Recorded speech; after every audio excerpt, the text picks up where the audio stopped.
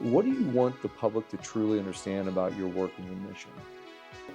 There's Lightcurve mission is really starts with our purpose statement, where it says that we want to provide the best internet experience at home and at work, right?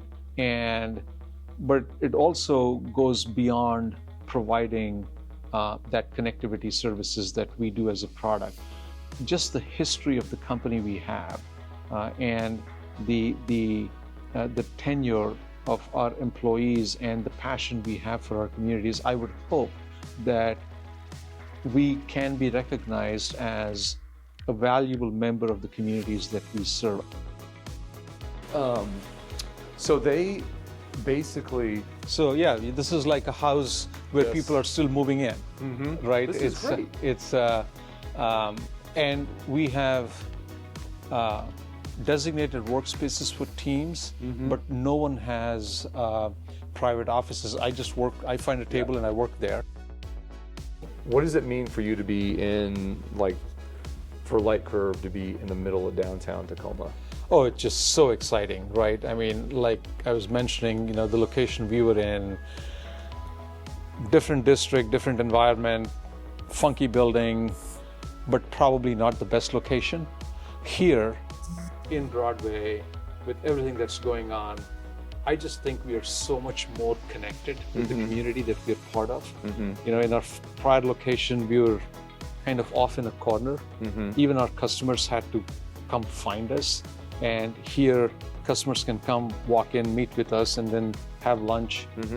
In the summer months, visit the farmers market. I mean, there's just so much to do. So there's no the same thing happening every day. I imagine, yeah. It's every day, is quite different, right? So at least for me, at a personal level, there's just a few things, few routines that just keep me grounded, because the work life, can be, the work day rather, can be very different. I hope we can add value beyond providing connectivity services, which adds a lot of value to hospitals, to schools, to homes, to businesses. But I would hope it can be more than that. And, like I said, in my own personal way, the volunteer work I would do with the Central Washington University, or I would hope I could do with Tacoma Rising, in other ways. Many of our employees, they serve in local organizations. I would hope that we can engage in that way and give back to the communities we serve. That's going to be important to us.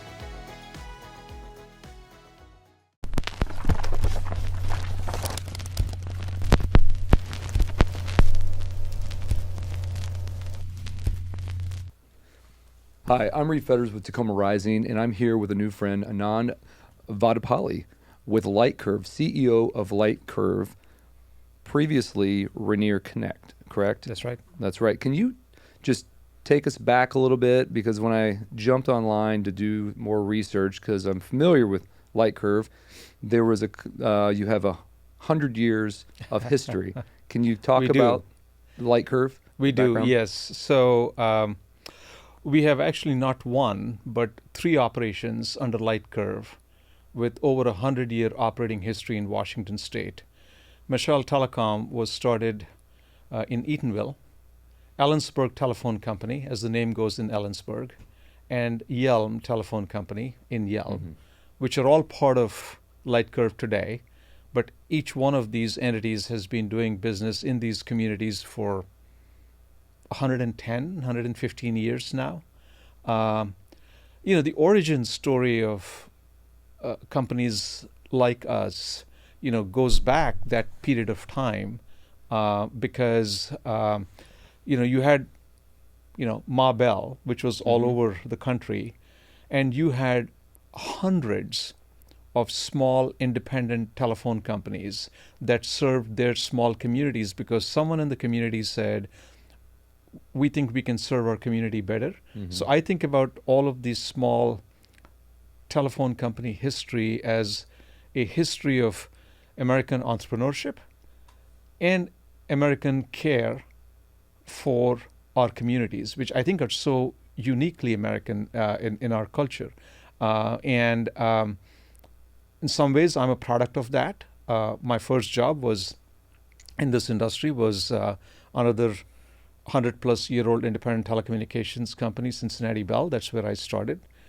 My former company, Alaska Communications, goes back to 1893.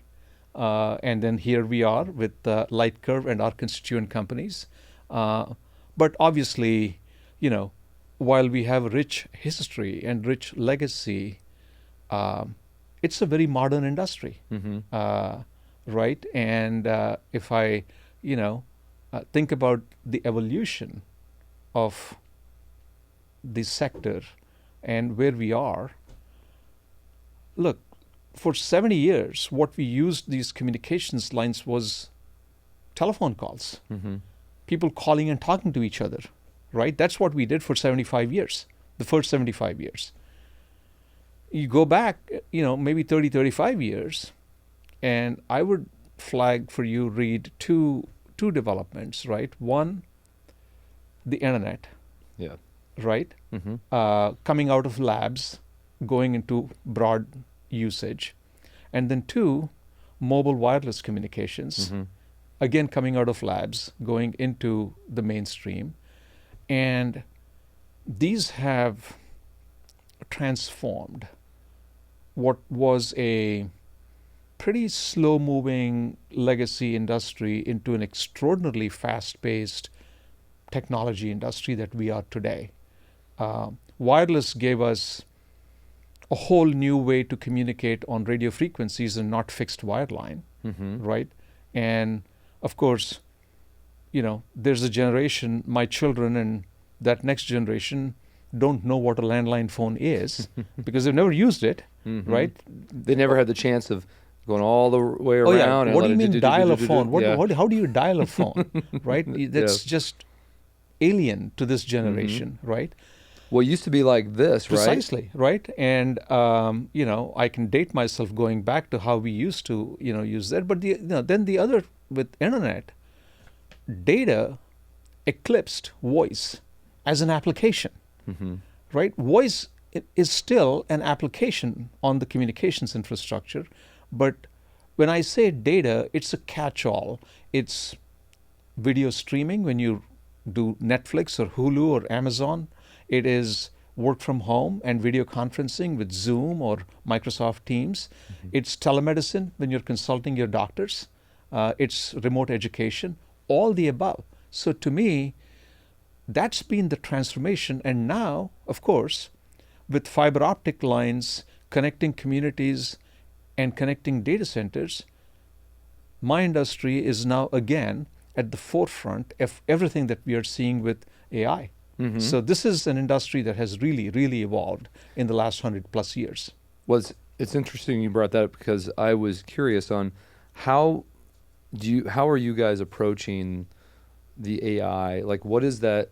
Is AI scary to what you guys do? Does it impact you in a negative way, a positive way, maybe both? Like, how does AI incorporate with what you guys are working on now? Or how do you incorporate AI with what you're doing now? Great question. Is AI scary? Absolutely not, actually. I think it's super exciting. I kind of look at AI through, the long arc of the technology developments that we have seen. I mean, you go back, 70 years, and before the ubiquity of computers, Microsoft is just celebrating their 50th anniversary now. And that was the birth of the PC. And along with the Macs, you had the consumerization of computing and the ubiquity. Well, 50 years ago, that was probably a little bit scary and unknown. Then you had the internet come along. And we go back to the days when you had Netscape and AOL, right? If you remember those days, I'm dating myself, right? But that was the early consumerization of the internet. And oh my God, what can you do with it? It's a little bit scary.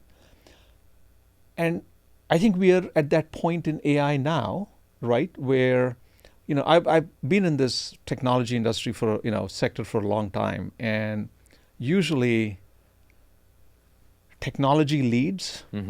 It disrupts. There are early adopters, who will say, "Oh, this is cool. I want to try it." Sometimes it's consumers, sometimes it's businesses, and they're playing around with it. They'll, some of them will make big breakthroughs, but the mainstream users kind of, are a little bit one or two steps behind them, Mm-hmm. and then there's mainstream adoption, and then finally, typically, governance and regulation lags way behind Mm-hmm. in terms of catching up with technology. Yeah. And I think AI is kind of in that boat right now. We are seeing probably, and of course, the other thing is there's the rate of change is increasing Exponentially. exponentially, Mm-hmm. right? So with AI, that whole cycle of new technology to early adopters to mainstream, that cycle time gets compressed, Mm-hmm. right? And I think we'll see that. For my business and the industry that we are in, I look at AI two ways. One, we enable AI. We all read about the billions in data center construction and investments being done by huge corporations. And of course, the billions being spent to upgrade power infrastructure to power Yeah. those data centers. Yes. From my side, I see the billions in investments connecting all those data centers with very high capacity fiber optic connections. That's how you move data and information in and out. So we are in a business where we are enabling that boom in AI.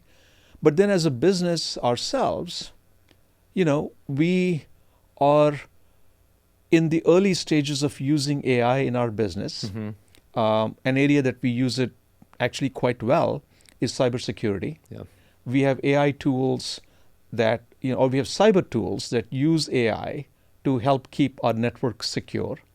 We are looking at AI in terms of how we can help our customer service teams have better quality information at hand. So when I think about AI, and that's a priority of mine for my own business over the next couple of years, is how can we increasingly use AI to improve the quality of the experience we deliver to our customers, Mm-hmm. and then two, improve how we scale the business with AI. Mm-hmm. So I think there's tremendous potential.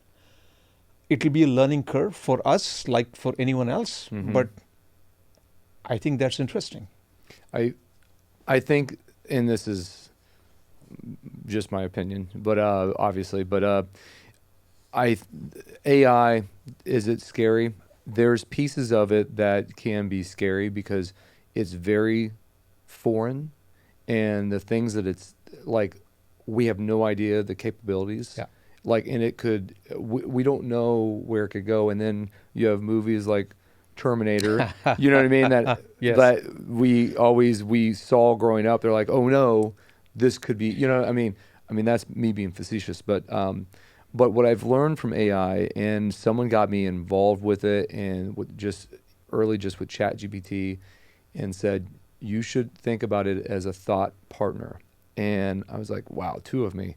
It's probably a bad idea. But joking aside, it has really helped me get my thoughts out. And I was just talking about this, that when I have a hard time shutting down. And when things come out, I throw out a bunch of ideas, and I start looking at them and trying to figure out, organize them, and just put them into some kind of action. And AI has chopped that down so much, and it's allowed me to be more efficient and do more. And when I write curriculums or whatever I'm doing, I have AI there to get everything out. And then I don't have conversations with AI. Right. I know that's a thing that's happening. But I go back and forth with it to fine tune things, because it's not always giving everything back perfectly, which I don't want it to. I want to have a thoughtful interaction with someone that understands kind of what I'm saying in a way that this sounds really silly that I'm having this conversation, but I was like, I'm not sure I want to do AI yet originally, so I'm not ready for it. But once I jumped into it, it was like, holy cow! Like I don't even know where it can stop, where it starts and stops with me, and what I can do. And I think it's an incredible tool, and I like where your mindset behind that. That this is a powerful tool. This can be really good, and I gotta say I'm including it more and more in the things that I'm doing. And Me too. Me too. Uh, I talk to my son who's, you know, young and in the workforce, and I used to learn from him as to how he's using AI, hmm and I said, maybe I can play with yeah, it myself, right? And then we all have kind of our individual journeys. hmm Companies have their own journeys as well, um, and I think AI can be much more than a productivity tool for all of us. I, agreed. I think Yeah. there's the potential there. I still think we're scratching the surface Oh as to what it can yes. do for us. hmm But look, it's a technology that I hope we as humans figure out how to make it beneficial to us, Yeah, right? that's the And that's goal. just Yeah. something that you know we have to be thoughtful about. It's. I mean, it, technology. It's advancing quickly, and Right. it's more. It's and those steps are even more unpredictable. Like, I mean, I remember when, oh my gosh, 8 tracks. Like I was really, really young, and I wasn't like they went to cassettes, and then cassettes went to CDs, and then then the Napsters, and the you know what I mean, Indeed. digital, and Indeed. then the technology of the phone. Before the phone, it was the MP3 players, Yep. and which I forget what those were called. Apple came out the iPod. The No, iPod. it Well, was you the had you iPod. had the Yeah, Sony Walkman, the Walkman. which Oh was my the big gosh. deal in the 80s, Yes, right? yes. And kids with the headset around their ears. I mean, I had a Yes, Walkman, yes, I did too. right? And Well, then in the of course, Walkman, then the portable CD. It was precisely, yes. right? And then you graduate to the iPods, Mm-hmm. and then well, now everything is your iPhone, right? Everything is Yes, in there, and and yeah, and it just keeps getting bigger and bigger. And I think that it's not bad. I think it's good, and we've seen the technology, and it's just like in my lifetime, I before the internet, through the internet, it's been an interesting it has. generational for us to be able to like we didn't have computers in the classroom, Hmm. but we started to get one. The school had a computer lab, and then and then now everyone has an iPhone that's basically a computer. It's been wild to see the It has. transitioning That's of it. true. We I gave you a little tour of the co-working space, and we like I compete today with companies like WeWork, Industrious, which are just monster co-working companies. And we were working on our second and third locations right now being built, and we have some more in the mix. So we're a boutique firm. We're very small. I've been doing this for a long time, but as we grow, we look where we're headed, and we have the understanding that we have big competition out there, Hmm. and we find our niche. So with Lightcurve, when you compete with Yeah. Comcast and AT, and I don't even know all the Yeah. competitors, but when you get like, what is it like playing in that world where you have that? How do you guys stay competitive, and how do you stay relevant and grow when you have these Goliath companies? That's a great question, and I'll certainly answer that. But I'd love to learn how you compete against the WeWork and how you differentiate yourself. I'd love to hear your story too. I'm really curious about that because you have a fantastic space here, Well, and I I've used WeWork a lot, and well, that's right. So I'd love to it. learn about how you compete too. I think it comes down to mentality, and this is not to sound arrogant, but I just have the mindset that I'm the best at what I do. Yeah. Like, and it's not, and I don't believe that. Like that's what I like. I'm good at this, and I lay out. I have a game plan, and I've built over 10 years, and we've competed with WeWork and Industrious. Like my previous company, we were bigger than Industrious at one point. But then anyway, life happens and things, people get funded and all these things happen. But so when I started over with a lot of experience. Yeah. So we were able to do all of the things, take all of the things that we've learned over the last 10, 15 years and prior with architecture and understanding stuff, and we put this together, and we took a lot of chances. But I always say this, that like starting over is okay, because usually you start over with experience and understanding, and then you can put a better product together. But I feel that we've leveraged not only Urban Work, but Tacoma Rising, Yeah. and we run parallel with a lot of things that we don't believe anyone else is doing. Like WeWork doesn't have a business networking group that they run parallel. Yeah. So we've tried to run down avenues that have allowed us to be successful on both sides. And I believe when you have multiple things that run parallel and they work together, it only makes your brand stronger. And I don't know that that's the secret, but that's the mentality that we're doing things that we don't think anyone else is doing. And we're trying to be, I don't want to say pioneers, but we're trying to, like my goal is to change real estate. Like I want to actively be able to change how real estate works. Now everyone's has their own idea, but that's my goal. My goal is to change real estate. And how do we do that? Is be creative and do things that others aren't willing to do or aren't thinking about doing. So that's my secret. Or I don't know if that's a secret, but that's kind of. Yeah, no, that's great. You know, in our business, I don't know if you were asking me that right now, or if you wanted to hear that later another time. But I fired it off.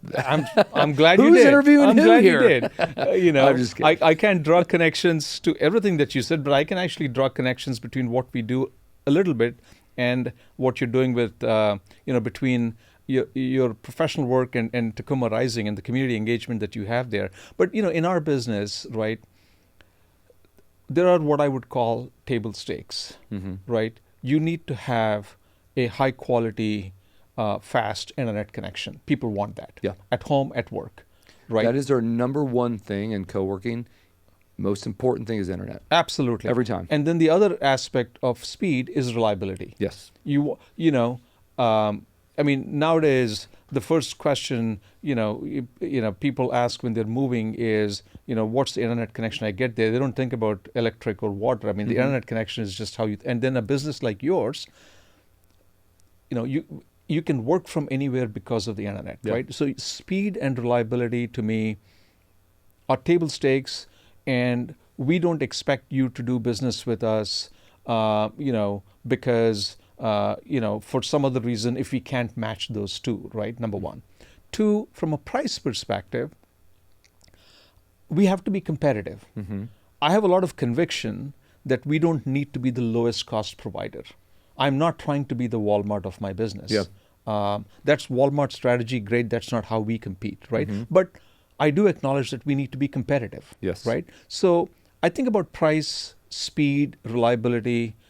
You need to be competitive with the big guys, right? And we look at what they offer. We make sure that we are not falling behind. Sometimes we are ahead. But then the question is, what sets you apart, right? Why should someone do business with you and not with someone else? And for me, really, it comes down to the service experience that we create. That is so critically important in terms of how we set ourselves apart. And part of that service experience that we create is also the fact that we are local. We live and work in the communities we serve. We understand what's important to Tacoma. We understand what's important to Ellensburg or Yelm or Centralia or Chehalis or Eatonville or Sela, because I have employees who've been with our company for 10, 20, 30. Believe it or not, I have one employee who's been with us for 46 years. Oh, wow. When you have that kind of longevity, and these are folks who care deeply about their communities, we find ways to do the right thing. And we create that service experience, and there are segments of the market that value that appreciate that, where we feel we have a strong competitive advantage against the big names. Right? So, and there are some, folks who, may say, okay, that's great. Good customer experience, good that you're local, but can you give me, good quality internet service at a good competitive price? Sure. That's the table stake. So for us, the foundation comes with speed, reliability, and price. Then you layer on top of that a service experience, and then the local, knowledge and the community engagement. That kind of ties back to your Tacoma Rising connection, right? That work you do creates, first of all, you're adding value to the community you're in. That's a good thing. But then from a business perspective, it also opens doors for you. Mm-hmm. And so it does for us as well. Yes. So I think that's important to us. I think you touched on being engaged in your community that you're doing business in. And for me to say, hey, outside businesses, you should bring your business here. Or, hey, we really would love to get people back to the office. And the best way to showcase is to do it for us to do that. Right. We put a stake Right. into the community Right. and, build a location that I want to be at every day. My team wants to be at every day, and put people around you that want the same thing, and then build a community around people that all want to see Tacoma grow. And I feel like those types of things is not only does it create a lot of positive energy, it creates it also creates FOMO, fear Uh-huh. of missing out. Uh-huh. And people see that, and we get to when we get to about 40 to 50% full in a co-working space, we fill up faster. Right. Because of the energy and the buzz. Right. And so when we do things in the community, and the reason we do one every month, we always do something each month, is that we want to keep that buzz going. It's the same thing. energy's gotta go. We're building fiber optic networks. Mhm. We've built fiber optic networks to thousands of homes in Washington State this year, Mhm. and multiples more in our plans for the next several years, right? You talk about getting to a critical mass, right? In your business, maybe it's the 40% mark, and Mhm. then you see that flywheel effect kick in, Yes. right? And in our, it's actually not dissimilar. When we launch fiber in a new community, right, we put a lot of intense effort to get that critical mass of early adopters who are willing to Mhm. say, oh, this is actually a good service. We can trust this company and Mhm. do business with them. And then the word of mouth spreads. That's it, and it does. It Because does. internet is, my experiences in the past with companies like Comcast, like where you call and it takes you 30 minutes to get to a person, and just If you can. if you even get to, and then you have to figure out where. It's so hard to get customer service. And again, we use Comcast. I still use Comcast because they're there. Sometimes they may be the only option you they're have the where you only, live, yeah. right? But it's that customer service, and people remember that. And with all the headaches that I've spent over the last couple decades, and they're not all bad. I've had great experience with Sure. Comcast too. But it's those times that you can't get someone, the service isn't working, and you're not getting answers. They don't show up, and like all those things matter because it's a negative representation. And when you talk about those things, and other people are like, oh, I had the same problem, it's negative. But when you have someone coming in and say, oh my gosh, we signed up with Lightcurve, it's so fast, they were super helpful, and Lightcurve, oh my gosh, I got to reach out, I got to find. There's this. I mean, we have so many stories of our people. There's a story. One of our technicians went to the home of an elderly senior customer, and he was having a lot of issues with getting his TV working right. Mm-hmm. And then after our guys looked at it, they said the problem was actually with the TV and the age of the TV and how. Believe it or not, my techs actually went to Best Buy, got him a new TV, set it up That's there at awesome. our expense. At our expense, and said, this will work for you. That's We provide internet services to the senior community at Frank Toby Jones here. Mhm. Oh, yeah. Right. Yeah. And when we were converting them over, I'm like, okay, I can see my mom there, right? Mhm. And the support that is required, and we made sure that there was that support that that demographic needed to be able to make use of the technology and the products we offer. To me, these are kind of the special touches that we hope that we can create that same flywheel effect. Yes, and doing those types of things. Yeah. They do, and they matter because, um, man, whenever you can help people that can't help themselves or are in a bad spot, and you can just do something a little extra. I mean, not only does it make you feel good, it makes the technician feel good. Absolutely. It's just that's a culture that people can get behind, Indeed. and that's probably why you have employees that have been there for 46 years. Like that's I would part of the hope so. reason. I'd hope Yeah, so. Truly. right.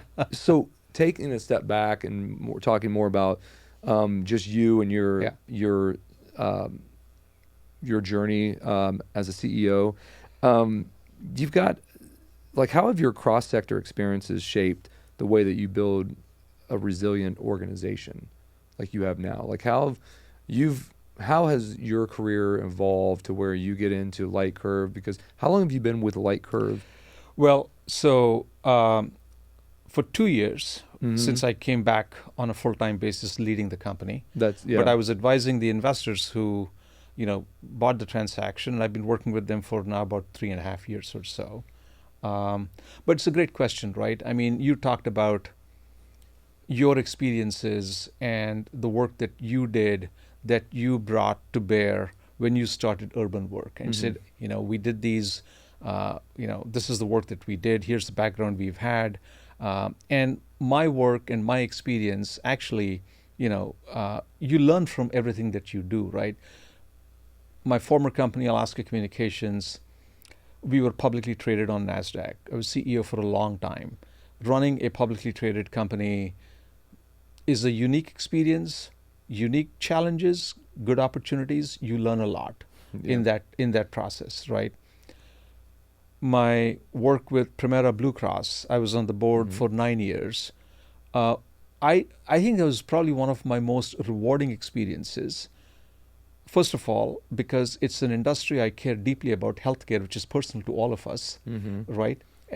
Secondly, as a professional matter, coming into the role on the board in a completely different industry, you have to think about how best do you add value, Mm-hmm. right? And you have to, bring your experience to bear from a governance perspective in a different industry, and you learn from that.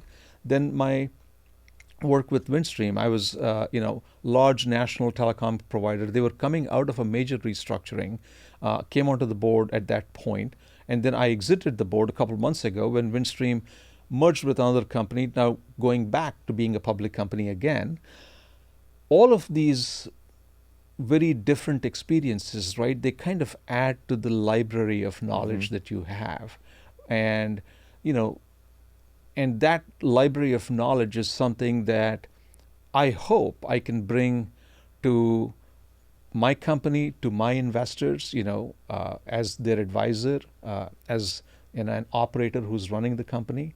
Um, and you learn so many things across varied disciplines. You pick up skills on governance, you pick up skills on labor relations, you pick up skills on cyber governance, you pick up skills on go to market strategies. And when I say all of these, you see from different perspectives what works and what doesn't Mm-hmm. work, right? And then hopefully, you know I'm able to take those and contextualize that to what I do today Mm-hmm. and move the company forward, because the scale and scope of these organizations is vastly different. Yeah. Some are small, like Lightcurve today. Some are very large, like Windstream or Primera. But scale aside, Mm-hmm. there are core principles of running businesses that you learn, whether you're on the management side or you're on the board side, that you're able to bring to bear. And that's been valuable for me. It part of the this season and why we ended last season talking to entrepreneurs and this season focus on CEOs. I believe there is a mind shift that has to happen from being an entrepreneur to becoming more the CEO mindset or a CEO in Yeah. general, and that's when you take that. I'm an entrepreneur. Like I love building businesses and starting them, but it is challenging when you start that to take that next step into running and growing. Yeah. How has that like what are the differences that you see there, or maybe ask the better question is, what do you have to change? What mindset from an entrepreneur to a CEO? What are some of the changes that you have to be aware of to where you can take that next step into that, in your opinion? Let me tell you a personal story. This was back, now I'm going back, I don't know, 36 years, fresh out of business school. This was in India where I started my career. Fresh out of business school, worked for 6 months maybe, and then resigned and decided to hang up my own shingle and do my own. And I ran my own business for 3 or 4 years. Actually, didn't work out very well. Then I went back to corporate life, and then then we, my family and I, we moved to the States a little over 30 years ago. But here's the story. When I resigned, my boss at the time, he said, I was, I don't know, 24 maybe. Yeah, he said, Anand, you're first of all, obviously he tried to, convince me to stay. And then I said, no, I really want to go do this. I want, and he saw that I wasn't joining another company. I wanted to do something on my own, right? And he made a comment that 35 years later, I still won't forget those words. He said, Anand, everyone learns, right? If you're here with us, you will learn at our expense. You'll go start something on your own, you will learn at your expense. And when you learn at your expense, you will learn much faster. Now, at that point, I was young. I don't know what this guy's talking about, but believe it or not, I keep going back to that statement over and over again. So I think entrepreneurship is really a powerful way. In fact, when I'm recruiting leaders in my company, I very deliberately look for people who've had a mix of experience, not just someone who's been, no ding against Comcast, who's been in a large company like Comcast their entire career and has grown to be a senior executive there. I think there's a difference between doing that versus, taking some risks and doing things on your own, succeeding or failing. So I think there's value in both experiences. But from a mindset perspective, right, when I think about strategy, I hold to the view that good strategy is really two sides. One, it's what you do and why you do is one, and then two, how you execute. You've got to be able to address both effectively, and if you don't, companies fail. If you take Lightcurve, right, the what of our strategy is relatively simple.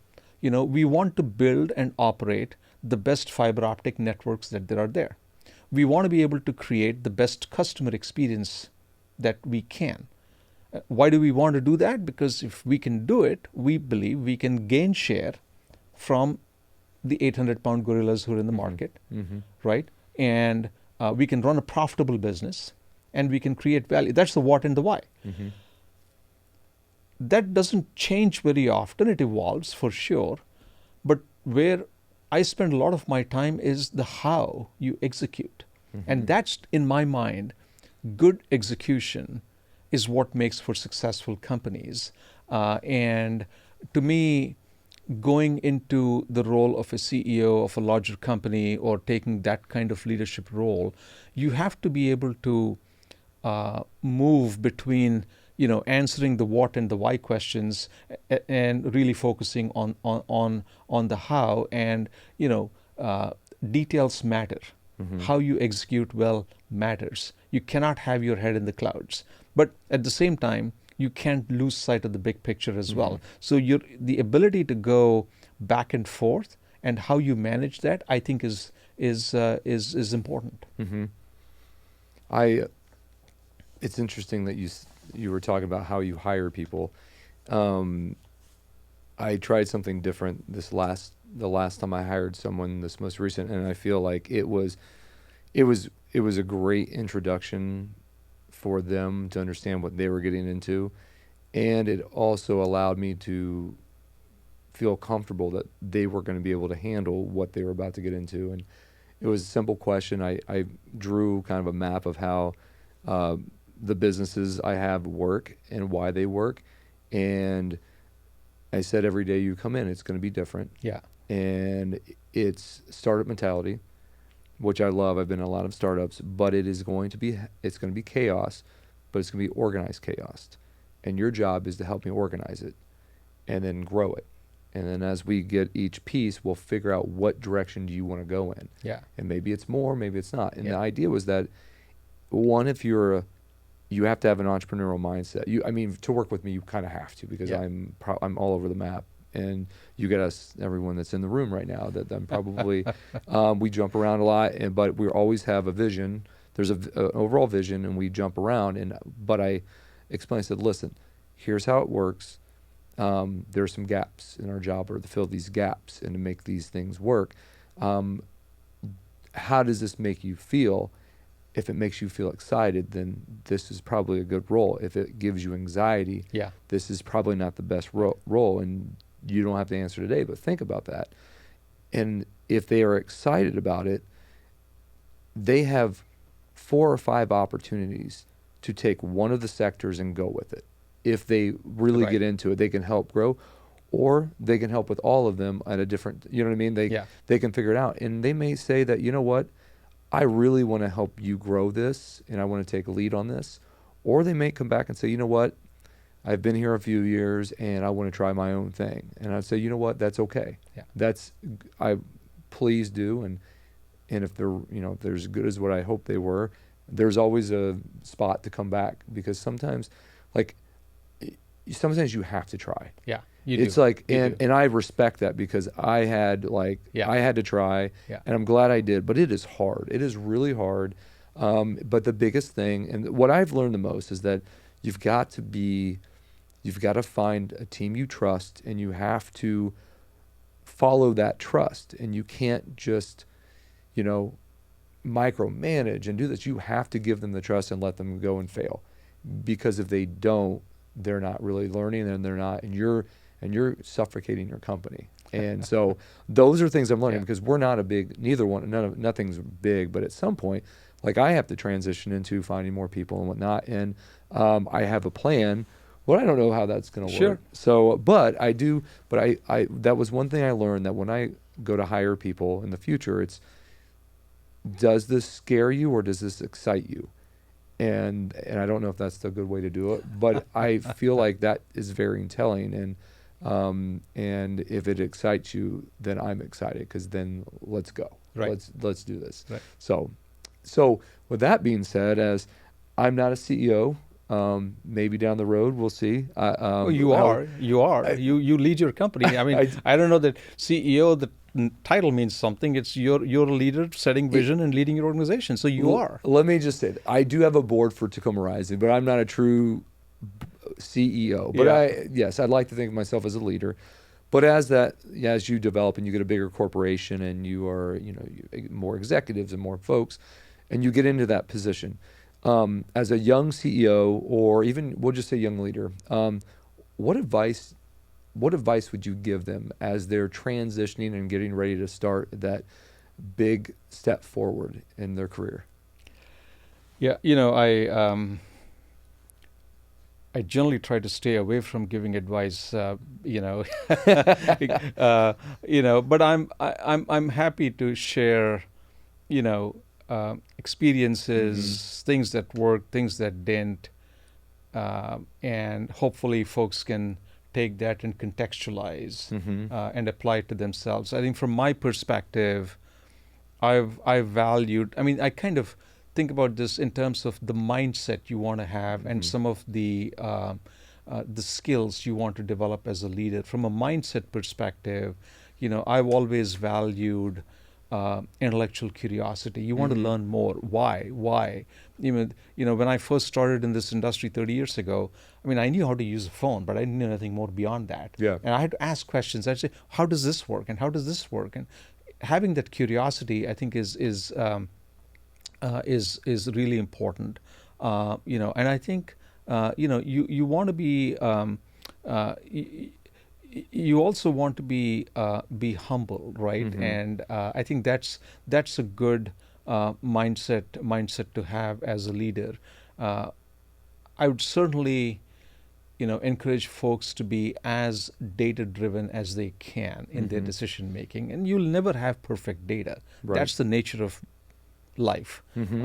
But you got to be able to, it cannot be completely anecdotal or, based on, I heard something With your yesterday kind gut. of a thing, right? Yeah. And so have conviction about what you are, doing.